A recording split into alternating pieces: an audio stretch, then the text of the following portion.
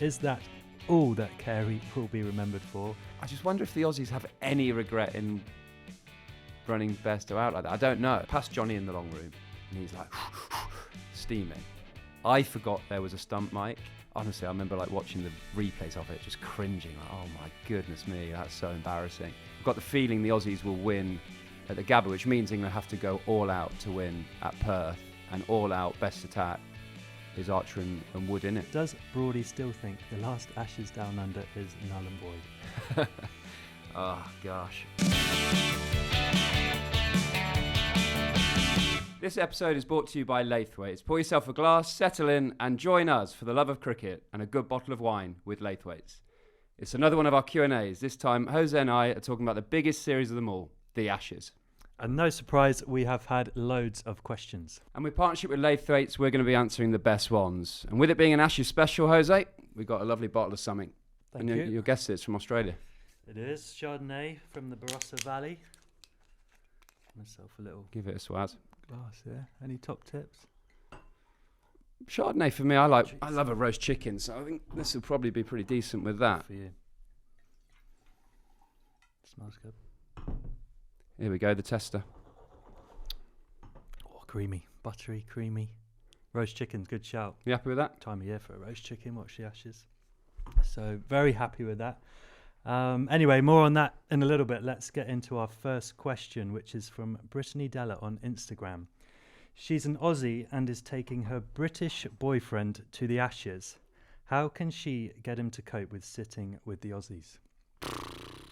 Tough one, that, isn't it? Tough trip for him, isn't it? Tough trip for him. He's going to be absolutely desperate for England to play good cricket, because I think being in that crowd with all the Australians and England getting beaten will be really tough. He's got to know he's going to be surrounded by people wearing watermelons on their heads as sunshades and KFC buckets as hats. You know, it's Richie Benno lookalikes. I think he's got to just slide off. You know, go into a little toilet break and slide off to the Barmy Army. Either that or just go fully in, England shirt, England hat, Take it on. duck out of water, you know, properly go for it. Because they'll sing a bit of abuse at him, but then how good would it be if Jofra Archer knocks over like Khawaja's middle stump and he's the only one up in the crowd? Hopefully it'll be a great trip for him. If obviously England play well, he can gloat to Brittany's family as well. I'm sure there'll be a few family barbecues and stuff. That's what it's all about, isn't it? If England can go and win over there, any Australian you'll be on to, won't you? Absolutely. So he's got a great trip lined up, we hope. Broady, I think this question's for you as well, from Ollie Flindle. Do Wood and Archer play in the same team? Yeah, 100% for me. I honestly think this question's been asked by so many people. Everyone's thinking it, but my view, you have to go and win in Perth, first game. Second test match is at the Gabba. Aussies are amazing there. Pink ball game, Mitchell Starc, you can't really see him when he runs it with that pink ball. So I've got the feeling the Aussies will win at the Gabba, which means England have to go all out to win at Perth, and all out best attack is Archer and Wood in it. I was going to say, what would be the reason people say don't play them together? I suppose you're thinking, well, if they both have bad injury records, if they get injured in the first test match, or can they bowl the amount of overs that is needed for a test match? So Mark Wood generally is a 3 or 4 over spell sort of guy. And you think with Jofra's pace, try and use him as an impact, maybe he'd be similar, looking after him 3 or 4 overs in a spell. But when you do that, you're looking at 12 to 14 overs a day. And if you've got 2 bowlers doing that, that leaves a huge gap in trying to fill 90 overs with someone else, particularly if you've got an inexperienced spinner. And Ben Stokes is still managing his workload, having not bowled for coming on to a year as well. So, like, properly, consistently. I know he was great against India, but he still then ended up injured. So you'd be concerned about the workloads in all of them. But actually, Jofra Archer isn't just an impact bowler. He is someone who can bowl 7 over spells, and he can bowl in third gear and then ramp it up to fifth gear. Mark Wood isn't that bowler. He is 3 overs, get him off, 3 overs, get him off. So I just think you have to win at Perth. And what the Aussies probably slightly nervous of, genuine pace. Mark Wood and Archer have got that. You have to then lean on probably Gus Atkinson and say, Gus, you need to bowl me 20 a day here. You're just going to have to. And then you can rotate it in the pink ball. So I just think England have to be 1-0 up, or at least 0-0 out of Perth. And the best option is playing those two. Do you think they will have just looked at that one game, or would you be trying to pick, pick a team for the pink ball game already, so that it sort of gives you some selection ideas already for the first, or you just go first test, we've got to win, let's play our best team and I think see it from there. Knowing Baz McCullum like I do, yes, he'll think about what's to come, but he very much is focusing on that next step, isn't he? And I just think he'll pick the best team. Because ultimately, the damage you can do to Australia in that first test is big as well. There are already question marks over their top three. If Archer and Wood go in and go bang, bang, and they're 20 for 3, all the press, all the question marks, me included, will be then looking at the Australian top 3 rather than England. So yeah, it feels crucial that England hit the ground running. And I think Jof's been this summer. You've kept to him. He's been unbelievable. I don't think anyone could have expected him to have come back as well as he has. Yeah, he has been unbelievable. He's obviously, I think people forget, so he's actually played, not obviously a lot of Test cricket, but he's played consistently now in T20s and ODIs for a while. He's box office, and he's been bowling really well. And they say, touch wood, he has been pretty robust for a period of time, and obviously England have taken it slow with him to sort of wait for the Ashes, wait for that India series to ease him back in, to make sure he's got enough workload. So yeah, it'd be awesome to see. Obviously Perth's a quick wicket. Yeah, so to see not those play two. all 5, are they? Neither of them. Yeah, but it'd be a cool start, wouldn't it, to see those two together. Matt Harper on YouTube. What does Ashes cricket mean to you? Just intense rivalry, I think, is the biggest thing I can think of straight away.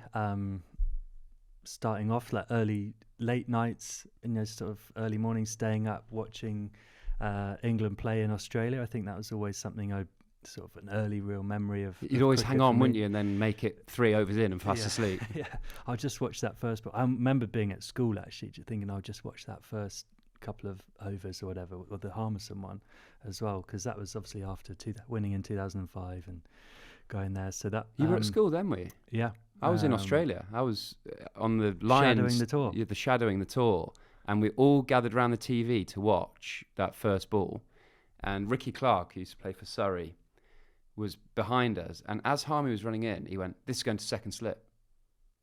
And he went second. But he... Nick it. Well, he said, "Oh, no, I meant he's going to bowl to second slip." But we thought he meant, well, Langer's going to nick it and it's going to go to second slip. But as he was running in, he went, "This is going to second slip." And when it did, it was just silence. That's unbelievable. It's gone second slip. Well, silence for a lot of reasons, wasn't it? But Ashes cricket, I just think is that intense role. Everyone talks it up every time. It always seems to be the thing that we're always looking towards as well, no matter who you're playing. An England team, it's like, well, the Ashes is coming up in next summer, or the next one's next winter, and what's the side going to be for the Ashes? So it does dominate the Test cricket for us. And obviously, I think of that great Australian team, which was so dominant, weren't they? It was hard for that England side to beat them. But then, you had quite a lot of success in the Ashes with your sides that you played in, and you're probably best placed really to speak about Ashes cricket. You had such success in those series as well. It was rivalry history. I think for me and my family, like my dad played it in 86, 87, won in Australia. Although I was 6 months old, it did mean that when I was 3, 4, really starting to enjoy cricket, there was a video called On Top Down Under that Dad was like the front cover of. That instead of Postman Pat, I'd have a bit of that. So you'd build sort of enthusiasm for the game by watching Ashes cricket when I was growing up. But I think why it means so much to me, and I was desperate to play it, yes, but I was really desperate to lift that urn, because you were saying you were at school in 06-07, so 05 you saw England win it. All my school years, from 6 months old to when I was playing professional cricket, we didn't win. So I just watched Australia dominate us, and I saw Glenn McGrath come over and it'll be 5-0 every single time. Yeah. It's like a bit devastating, but that's also why I've got a lot of respect for Australia as well, because I think as kids you do like winning teams, don't you? So it's watching McGrath bowl, Warne bowl, Hayden, Langer, Ponting, Steve Waugh. It's like a mega team. Oh, I just loved watching them as a team, and almost knew they were going to beat us in a sense. So, but that built my determination and like drive, that if I got the chance to play Ashes cricket, I was going to try and win one. Definitely like try and have an impact on it. So that feeling in the stomach pre-Ashes series is unmatched in the Red Bull Arena, I think. I know like World Cup finals and all that sort of thing, a knockout game when it's on the line. But that night before an Ashes series, going to bed. I was going to say, what was that like when you first got the call that you're first going to play in your first Ashes? 09, was it? 09. Yeah. And how many tests did you play? I'd played, maybe 6 or 7, maybe 10. Right. But it had no real impact. You know, I was coming in for the back end of a series, or I'd played 2 in the Caribbean. But that was the first time I was really like starting a series. And all the thing you're talking about there, did you sort of think about those things on the eve of that match, or you just sort of more realise it now? Yeah, I felt them for sure. I remember doing a recovery session the day before Cardiff, 2009, and it was with Jimmy, Matt Pryor in the port, and all we were talking about is what was going to happen tomorrow. Mad, really. And then Ian Botham came in and did a cap presentation to guys and spoke and sat with us, had dinner with us, and having like Beefy there as well, just to connected with Ashes cricket. But they're so exhausting, that first day of an Ashes series. Even when you bat first, you finish the day, and I might have faced like 10 balls or something, but you're exhausted mentally just because of the nerves and what's going on. Even 2023, my final Ashes series, before the toss, me and Jimmy are bowling, and Jimmy goes to me, God, like, legs feel so heavy. And I was feeling exactly the same. So he was, 40, I was 37 or something. Even at that level of experience, the nerves before the toss of the coin had made our body go exhausted or like anxious. So there's definitely something in it that you have to control, but also you have to run with that a bit as well. Every player at Perth is going to be nervous and feeling that. But that's why players and fans are drawn to it, isn't it? Because if players are feeling that, the fans are going to be feeling that as well. So as a player, you just want the game to start, don't you? You just want to get into it. You just want to, as a bowler, I'm sure, get that first ball down there somewhere in the right direction. I just wanted to bat. Day one of an Ashes series, I just wanted to bat, because that meant that I didn't have to bowl. It's a good start. Most of the time you want to win the toss and bat. Little bit of an Ashes themed one again from that 23 series. How do you now see the Alex Carey, Jonny Bairstow incident in hindsight? This is from Carl Burgess. Is that all that Carey will be remembered for, and have you spoken to him about it since? No, I haven't spoken to Alex Carey about it. For those that don't know, I came out to bat a little bit red mist, and Alex Carey had come up to the stumps and collected the ball, and he maybe said something to me, maybe not, and I just sort of said, yeah, were you happy with that? That's all you're going to be remembered for, mate, something like that. And I forgot there was a stump mic and TV cameras for that period of time, so it came across. Honestly, I remember like watching the replays of it, just cringing, like, oh my goodness me, that's so embarrassing. But fortunately, he's been pretty good since. He's scored runs. He struggled at the rest of that series. He didn't get going at all. But fortunately, he's got going, because obviously he's not going to be remembered just for that. But just in that period of time, I thought he might be. So no, I'm sure he's a lovely guy. I've heard great things about him, so I certainly would like to apologise to him at some stage, face to face, not through a microphone. But it's cricket as well, isn't it? It's part of the drama. That's part of the drama, but part of being out there. Not sure Hayden, Langer, Steve Waugh apologised to Graham Hick and all those boys throughout the 90s too often. But it's. I regret it, if I'm honest. I do regret doing that. I just wonder if the Aussies have any regret in running Bairstow out like that. I don't know. I think to Ben Stokes as captain, would Stokes have called an Aussie back for that? Probably. Would Owen Morgan? Probably. It's hard to know. It's hard to know. You can't compare it. Say when you're in that situation. It just felt like Jonny wasn't trying to gain any advantage. All the comparisons of when a batter, all those video comparisons, I don't think they were the same. It was the end of the over and Jonny was going to chat to his mate to say like, oh yeah, it's nipping around a bit, and he's run out. But it's what it is, really. Yeah. But great drama at the time, didn't it? It's another one of those Ashes legends, isn't it? That instant, and obviously the furore in the long room and all that kind of stuff. But it added so much to that series. It was real spice, wasn't it? Honestly, that walking out to bat, that so past Jonny in the long room, and he's like steaming. The noise was incredible. And Lords is a great atmosphere, but it's like champagne cork pops and everyone catching up with friends. This was like walking to a coliseum, like a cathedral. It was awesome. You know, I love that's Yeah. that sort of thing. Now I'm retired. I'm There couldn't never have going been to a feel it better again. player to walk out than you after that incident. I imagine for as much as who's like persona, say like a Wokesy's just such a nice guy. Yeah, I'm sure he would have been going riled up. But like, you know, as of all England cricket Ashes villains, you were the ideal man to walk out in that situation. Like a bit quicker than normal, you know, like, where are we? Just absolutely, and obviously you're in the contest, so you're out there for a while while Stokesy's going wild. So it was 3 amazing hours or something ridiculous. Yeah, I honestly, that was 2023. I hadn't said in since quick cricket for Edgerton Park when I was 12, I reckon. And you know, I'm there in Ashes cricket at Law, the home of cricket, going in. Are you going to run me out? You know, pathetic, really. But yeah, part of the beauty of it, absolutely. Broady, we've got a question from Shay Farmer on Instagram who wants a full in-depth breakdown over what happens behind the scenes of a whole Ashes trip.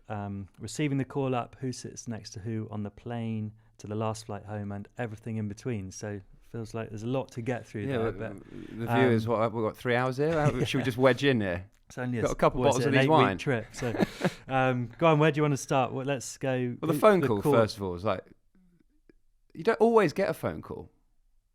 You know, in my dad's era, you'd have to check like the news or teletext or whatever. I think the general rule is you only get a phone call if it's bad news, generally. So you don't want that phone to ring. So like the players, I don't know if Rob Key would have called everyone to go, congratulations, you're in the squad. Maybe for an Ashes series, maybe. But you only get a call saying, unlucky, you're not in the squad. So you're just waiting for the release on Sky Sports News or whatever, and you check the squad and you see the yellow ticker at the bottom. You're like, oh, cool, you know, ready to go. Or Instagram now, really. But it's always an amazing feeling when you see yourself in an England squad or an Ashes squad, knowing that what's coming. And you get feelings for it, don't you? Because, yes, the squad's announced back end of September for a flight in November. But the prep started before that. You're chatting to the coaches of, oh, should we do this? Should we build up from here? Where are we going to do all our training? Are we doing a little camp somewhere? If you're not having those conversations, you're probably a little bit nervous that you're not going. So the excitement builds, and that flight time, whenever that is, you do your prep all based around that. But yeah, like see your family, you know, have Christmas with your grandparents, whatever, all those things that you end up doing in October before you fly because you're away for so long. But you want to be in peak shape once you get on that plane, because once you get there, it all comes quite quickly. You know, it is alphabetical, isn't it, on the plane? I think so. I think mostly alphabetical. Yeah, I remember being next to Cookie a lot and Bairstow a lot. So yeah, it's alphabetical where you sit on the plane. It's a beast of a flight, isn't it? It's, you know, you wedging in. Do you just nestle in? It's my favourite thing in the world. No human interaction. No phone. No, food comes to you. Movies, watch a bit of live sport up there. Heaven. Fly around again if you fly around again. Turn it around. So yeah, and once you get there, then you're in proper work mode, aren't you? You got the strength and conditioning coach going, right, how do we get over jet lag? How do we recover? You say you're in proper work mode, but when you're going to Australia, what are you thinking? Yes, it's the Ashes and you've got to be fit and you've got to be ready and your cricket. But what are things that you like, I'm really looking forward to seeing in this country, or things that I'm looking forward to doing outside, like in your own time? Golf was always one that I thought, particularly early on in the trip, where if I'd stay in my hotel room by 2 p.m, you're starting getting that nodding dog on and you're feeling tired. Get out on a golf course, get moving, be outside, get used to the heat. That would definitely be one. But Australia, wine would be one for you in Australia. Obviously not during the game or pre-game. Well, yeah, but is that where some of your wine stuff came 100%, from? 100%. Yeah, like the opportunity to go to vineyards. So you fly into Adelaide in the morning and you've got 5 days before the test match. You're trying to get out to some of the wine regions and just have an afternoon with a cheese board and trying different wines. Absolute heaven for me. Doesn't sound overly professional, but absolute heaven. But yeah, I said 5 days before. So yeah. I definitely. It's part of the unique thing of touring those particular countries. I think that you have to get out, because you can get on the treadmill, particularly if you start losing, of airport, cricket ground, hotel, airport, cricket ground, hotel, and you actually end up seeing nothing or doing anything. And you know, you don't want to go to the beach because someone will go, "Oh, you've been rubbish," "Oh, cheers," all those sort of things. But I think it is important to get out for breakfast and go and have some avo on toast and all that sort of thing, just to know that you're in Australia. It's a brilliant country. It's got everything that's that you'd love: sunshine, sportsman people, good restaurants, good things to do. So I think that is really important. I think this tour coming up, they'll do that the best out of anyone, because they won't care what other people are thinking of them. That if they want to go and do something, they'll just go and do it. So if they have a little holiday after the first test, they'll have a little holiday. That they'll just do it better than everyone else, which gives us a great chance. But yeah, I mean, did you have things there, if you think back to test tours, that you were able to do? What was your switch off? I mean, you love like a little coffee in the morning and stuff, don't you? That's what I was going to say. First point on that, like plane tour, I always think of the day when it comes and you put your travel kit on, pack your bags, and the car comes to collect you, take to the, and that was that moment where I'm like, oh god, this is actually happening. This is real. All your kit's got ashes written on, hasn't it? So it's just a bit different, isn't it? It's just that anticipation. And when you get to the airport, I probably had a few awkward handshakes with some teammates before getting on the plane. I'd probably take about 6. But some guy like Ruti would be probably taking about 12, 15, I reckon, on this trip. But then, I think what's so important for people to understand is like sports people are still like normal human beings outside of the cricket. So just because you're there for the Ashes doesn't mean you can't go out for dinner or go to the beach and have an afternoon on the beach or whatever it is. You've still got to do normal human things, and like I say, keep that mind fresh, that it is pressure, it is intense, it is more on top of you than any other cricket that you play. So it's even more important that you do get to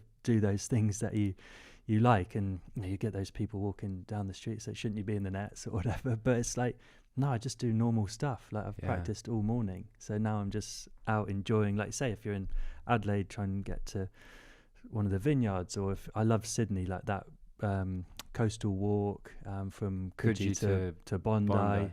Even hopping on the ferry, just stuff like that. Really stuff cool. that you really got to take it in and make the most of these trips. And you always think, I might never go to Australia again. So, even though yes, you're there for the cricket and that is your main thing, it's so nice to like go and do a few bits and like say go on the ferry to Manly and see Sydney like that. And I always found different sort of cities that you've been to. Say I'd played in the Big Bash or whatever. I only went on one Ashes trip, but it was like you're excited to get back to that city to go and do something you'd done there before or see something new, and whether it was a golf course or a coffee shop or I don't know, a fun thing that you could do in that place. So they're actually big parts of your planning, aren't they, for when you've got that week, 10 days in that city. These are some things that I'll really enjoy outside the cricket that can just make me feel normal and give me that chance to refresh, and then like say when the cricket comes, be really ready to try and play at your best. So there's definitely a correlation between enjoying getting your head away from cricket and playing better cricket. It's definitely a thing. If you just live and breathe cricket all the time on a tour, by the 4th test you're going to be burnt out, aren't you? You're going to be absolutely exhausted. So I think England will actually go the other way and be really out there. Actually, like golf, wherever they go on a little break, they'll be relaxing, quite, I suppose, not on show, but they'll be quite clear that that's what they're going to do. It's like everything they do with conviction, don't they? Like we say, this is how we're going to do it. They won't falter from that or waver from that. No matter what's happening on the cricket pitch, they'll still make the most of that. I know Baz is huge on that kind of stuff, isn't he? And like you said, it drips into the on-field performances as well. It's a really important, they go hand in hand. Yeah. So now we've just about got to Australia then with that question. Anything else? I always liked settling into a changing room. Was always a favourite changing room in Australia then? Historically, Sydney's cool because it's just not changed ever, has it? Really, it's got players of scratch. It's actually not a great place to change. It's a shocker of a change room. Yeah. Shocker. But like players have written their names in lockers from years gone by and things, which is quite cool. Swanee wrote it in 2010, 11. Yeah. I mean, I imagine I've not played the new Perth Stadium. I imagine they're pretty special. One thing that's different in Australia is a lot of those dressing rooms or the sheds, as they would call them, are sort of underground in the stadium, aren't they? So you can't actually, bar Sydney, really see the cricket from the dressing Terrible room, viewing which is stadiums. obviously like in England, every dressing room you've got like a balcony and you watch the cricket. Whereas you're sort of down underneath in Perth, it's like out the way, down underneath. You have to walk up, sort of into the stands really, where there's the players viewing like area. the MCG. MCG's the same, Adelaide's the same. So that's quite a difference from. But some of those dressing rooms are enormous, aren't they? I think of MCG, you could really nestle. Well, it's in designed down for there. the AFL, so they've got a big net where the AFL players do warm-up kicks into, so it's huge. But it's a bit of a strange one to actually connect with your team with, though, because you're so far away from each other, aren't you? It's like you're 35 metres away from other players. A nightmare as 12th man as well, because you got to sit in the dugout, haven't you, with a load of Aussies behind you, because you can't be down in the dressing room because you're miles away. When Rooty calls for his 80th pair of gloves, you got to leg it back down, find them, get back up. Stairs. But I do like that when you walk in a changing room, right? Where am I going to sit? Where did I sit last time? Who am I going to sit next to? Organising for the week's quite nice, I think. Yeah, you can do that in a test match, can't you? Like actually unpack your bag and Yeah. make yourself. Whereas one days or T20, you just like you're in and out and you're gone. But that does feel like an important part, actually, setting up. Would you be hanging up your shirt, that kind of? Always, hang up day one shirt with my cap on top of it and sun hat. All your fragrances lined up, ready All my to fragrances lined up. I'd always line the boots up in order of which they're going to get used, and then the brand new ones on the shelf at the top. Never my batting kit, just leave that. I don't want to see that. That's in the bag. That's waiting for when it's needed, if needed.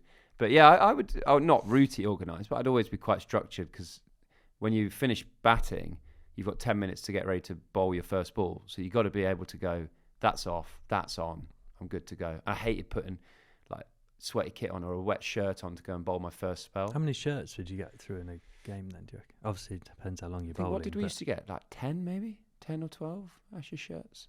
So I'd do one a session. So 3 a day. Would you dry it, put the same one back on, or it's a fresh one? Nah, wash. Yeah, wash. Yeah. The problem with doing hotel laundry there is that you put 3 in and 2 come back, don't they? 2 come back, half the size. Half the size. But yeah, it's that I think getting in for the week in a change room is pretty cool. Broady said about vineyards being one of your favourite things to do down in Australia. We've got this one open in front of us. Give us your expert opinion. I love the fact you call it an expert opinion. No, I've always loved my wine. The Gold Top Chardonnay Barossa. I mentioned earlier, I just love I love matching wines with food. Sunday roast chicken, roast potatoes in the oven. I think this is absolutely bang on for that. I'd agree with that. Nice little glass while it's cooking, when you're getting that smell out the oven, and then cut into it, bang. Hope it's not quite ready. Pop another glass down.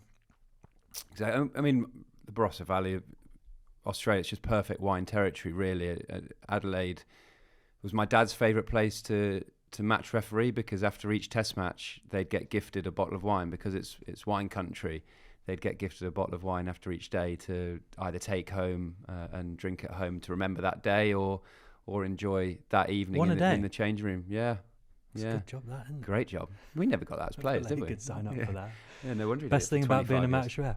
Yeah, but I think part of going to those areas, trying the wines from that area and different styles. Whenever I've driven around Adelaide, I think you see pictures of the vineyards when you drive past, don't you? You see the signs. You're like, I remember that from there. Oh yeah, I've seen that there. So yeah, I think that's a really cool place to go, and this is a beauty, to be fair to it. Jose, question from Jack Southby. I was in Adelaide 2021. You batted for 26 runs off 207 balls, very like you, before treading on your stumps. Don't remember that. What did you do there? Yeah. Just turn it around the corner and the heel flick leg stump. No, so I think it was, who was I batting with for a long time? Someone got out, and then I reckon I was in with you at this point. Really? And it was, when you're trying to, I don't need to protect you, but I was trying to then get on strike. It was the last ball of the over. So I'd been doing this deep trigger, sort of like French cricket, stand in front of my stumps for this 200 balls, which is a miracle. And I've tried to drop it down and sort of set off for a run, but I've gone that far back that I've stood on my stumps, and felt it instantly. But that innings, I was actually on a pair. So I've got naught in the first innings. I've nicked one off, I think Stark again, in between Carey and Warner, and they both left it for each other on naught. So I would have bagged them in Adelaide. And then from then on, like I remember batting with Stokesy for a while, and just that sort of rear guard trying to survive. And I actually remember, I think Duplessis and De Villiers, they got a famous draw, didn't they, in Adelaide, where they both batted for however many balls. And as much as I always wanted to attack and play, I actually had found such enjoyment from like just trying to score no runs and like stay in. There's a couple of times I never actually managed to do it all the way for a draw, but I managed to last 200 odd balls here, which was good fun. And remember there's times as well where I don't know who would have been at the other end, but we could have like run like one or two, but it's like we just weren't running. And remember Nathan Lyons saying you shouldn't ever turn down test runs and stuff. But all was in my head was like, I actually want to face as many balls as I can and actually get the lowest possible strike rate I can, because we were never gonna, that's the only result, was trying to get a draw. But and then it's actually it simplifies the thinking, doesn't it? The sense that you're thinking, right, I'm just going to almost just kill this ball wherever it is. But it's like, that's one reason again I absolutely love Test cricket. It throws up these scenarios that you never knew that was going to be the case at the start of the game, but then suddenly this is how it all plays out after, I don't know if this was day 4 or 5, whatever, it must have been day 5. But then it's like, what other game would you have to do this in? You know, now I just play never really cricket. practice. You never really practice it. It's just right. This is now the situation. Can you do it and sort of do it? You know, you're going with your guy at the other end, over by over. Right now, let's try and get to tea, or get into the next session and stuff like that. I actually found it really, really enjoyable. But just never managed to get all the way. I think they probably bowled us out with an hour or so to go, I think, in that one. But standing on the stumps of all the ways to. Did you feel it straight away? Straight away. Did you? Jai Richardson was bowling, and I think I did it. And and it takes a bit of a delayed reaction, isn't it? Because they see the ball go and someone goes to field it, and then someone notices, like in the opposition, and they're like pointing at the stumps, and devastated. But still actually a really fun innings. Fun innings to play in. Someone we hope will probably get a much bigger score than that of 200 balls will be Joe Root in this Ashes. And the question from Louise Adams on our Google form is that Matthew Hayden says he will run round the MCG naked if Joe Root doesn't score that elusive away Ashes century. Broady, I'm sure you're backing him, but what will you do if he doesn't get that one? Watch Matthew Hayden. Have a race.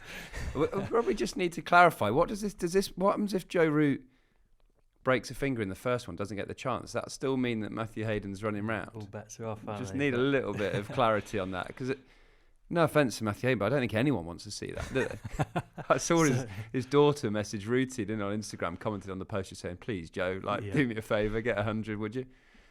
He's going to, isn't he? I mean, I saw him do an interview in September where he said, this tour isn't about me scoring 100, it's about the team winning, etc. But he must, knowing Joe like I do, I remember seeing him, we're in India once, and he'd got out and his average had dipped below 50, and the disgust of his face looking at this graphic on the telly was almost like of pure determination that he'll get it where he wants it to be. So I've got no doubt that he'll get 100. And ultimately, it doesn't really matter if he doesn't.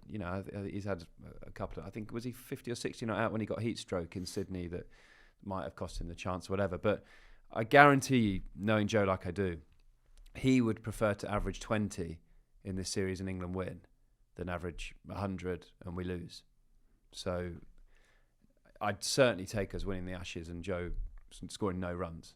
But they sort of go hand in hand a little bit. Yeah, they do. When England play well and win, usually Joe Root scores runs, and even if the thing with great players, isn't it? If you feel like they're not playing that well, he'll still average 40. He'll never have a bad series like that.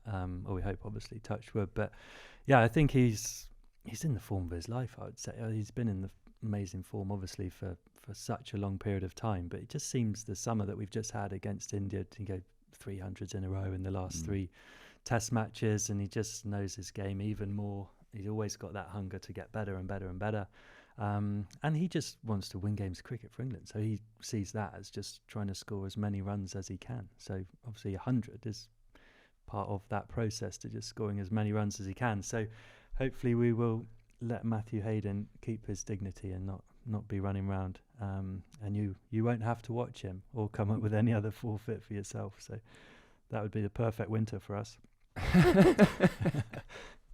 Question from Lizzie Scott on YouTube: the usual beer you have with the Aussies at the end of the series, who gets the first round in, and what do you speak about? It's a good question. It can vary. Last time we went was that COVID series. We finished in Hobart, so we weren't allowed in each other's changing rooms, so that was a little bit different, but it would normally finish in Sydney. The last time I remember, Joe Root was captain, and that's when he got heat stroke. It was like 51 degrees or something, and he didn't feel very well overnight. So the final day of the series, Joe wasn't there. So we go into the Aussie changing room, and it's tradition that the captain would say a few words, and then the opposition captain says a few words, and then you sort of tell a few stories of your favourite moments. And Jimmy Anderson was vice captain on that tour, and the realisation that he would have to say a few words in the Aussie change room was completely devastating towards him. He's like, oh great, I've done had to do nothing all trip, and I've now got to write a speech and speak to the Aussies. So Did he do it? I don't remember. Because I don't remember people doing these. I don't remember him doing it. He would have done it, but how do I say this without sounding too offensive? I suppose the fact I don't remember it might mean it wasn't Churchillian, I suppose, but he wouldn't have enjoyed that. Do you find the batters and bowlers all sort of gravitate towards each other? Or you might have played with someone in a team in franchise cricket or an overseas. Yeah, the bowlers will generally grab an esky of beers and go and sit in the corner. Whoever's just finished bowling would have their boots off and all their tape still on their feet, and you just sit and talk about the series, really, like what pitches you liked bowling on, which pitches were difficult, what's coming up next, all those sort of things. Obviously, the Aussies have been so consistent of which bowlers they've had. It's been the same. Stark, Hazelwood, Cummins, Lyon, So, you end up sort of chatting away with as many people as you want to, really, for about... When you've lost, which we have in Australia more often than not, you're very conscious you don't want to hang around too long in there because it's their time to celebrate. Does that make sense? So you're not there 3 hours going, all right, lads, where's the corkscrew? Come on, let's go again. You're sort of like, okay, I'll share a glass with you, and then I'll move on. Were you in Sydney when you won in? No, you didn't. No, I'd flown home from Perth, so I didn't. But I don't know how much. I wonder how the England team went onto the pitch, onto the square. So I think they'd have maybe had a quick drink, and then did a lot of the team celebrating on the square. Yeah. But it's not a elongated process. No, you're not in there. It's a bit of a school disco to start with, isn't it? You're not there 4 hours. It's actually a horrible feeling walking into the opposition change room. I felt like you walk in, and you're looking around like, who's not talking to someone? Where you're trying to catch eyes with someone you half know, don't you? Yeah. And just make a beeline for them. Yeah. But it is a bit strange, isn't it, to start with? But especially, like you say, the agony and the ecstasy of it. One team's obviously had a great series and is wanting to celebrate, but then not wanting to rub it in the other team's face. So, but it is a nice tradition that gets done, and as in terms of who gets the first round in, I don't think there's anything bought. Cricket Australia, I think. It's generally a sponsor's beer that will end up in the dressing room, I'd have thought, or someone's brought a nice bottle of wine in. So one after-match beer I remember the most, KG Rabada, one of my favourite bowlers. I played against him quite a lot. 2022 England South Africa at the Oval. I know him a bit through some Adidas stuff as well, and he came into the change room and he was like, I'm going to Australia, I want to know absolutely everything about the Aussies. So he sat in the corner with a beer, and we just talked 45 minutes about every single Australian batter, like where they hit fours, where they nick it, where you should bowl the bouncer. He was just that intense that he wanted to go there and bowl well. And of course I was like thrilled to share that information. Not that it was all right, but I was like, this is what I think of this player. I think, if you bowl over the wicket to this, and just sharing all the knowledge I had, knowing that I was unlikely to go to Australia ever again. So I wanted a younger bowler to have what was going on in my head, really. And I actually don't know how he bowled over there. I don't know how South Africa went, but I just love when bowlers are that keen to go to Australia and do well. Yeah. He's probably been lining you up for that question for that whole test match as well. I can't wait to get in there. One last question from Ruth Hunt, which is a belter. Does Broady still think the last Ashes Down Under is null and void? Oh gosh, I want to say I was misquoted with that. How often do you get asked that as well? Daily. I want to say I was misquoted, but I wasn't misquoted. It just read wrong, read different to how I meant to say it. So I did say, I think the last Ashes is null and void. What I didn't mean was that series should just be like rubbed out of the history books and that it never existed. What I meant was it was that COVID series that you were a part of, and Ashes cricket to me is about the rivalry. It's about the best versus the best, the teams that have prepared the best. They're going in, players in the best shape, best form. They've had great preparation, and it's all on. It's like everything's been leading to this game. And I didn't feel like that series was. We all knew the reasons we were there. It's to bring money into Cricket Australia and the ECB or whatever, there for TV money. And the preparation was terrible. We didn't even have nets to operate in, did we? It was like, we could only socialise in threes. We had to do 2 weeks in lockdown when we could have just flown to Sydney and not done anything. So it was not Ashes cricket in the sense that it was the best versus the best and the most prepared versus the most prepared. We were exhausted after just doing bubbles consistently. The Aussies had barely played any cricket. So I meant I'd voided it in my own brain because it was that painful experience that it didn't count in my own brain. But I do understand why people think that I said the whole series was void.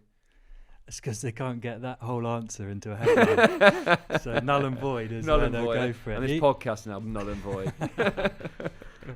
Brilliant. Anyway, that's it. That's the end of our Ashes Q&A in partnership with Laithwaites. If you have a question or want to buy the For Love of Cricket wine case, head to our episode description. So pour yourself a glass, settle in and join us. For the love of cricket and a good bottle of wine with Laithwaites.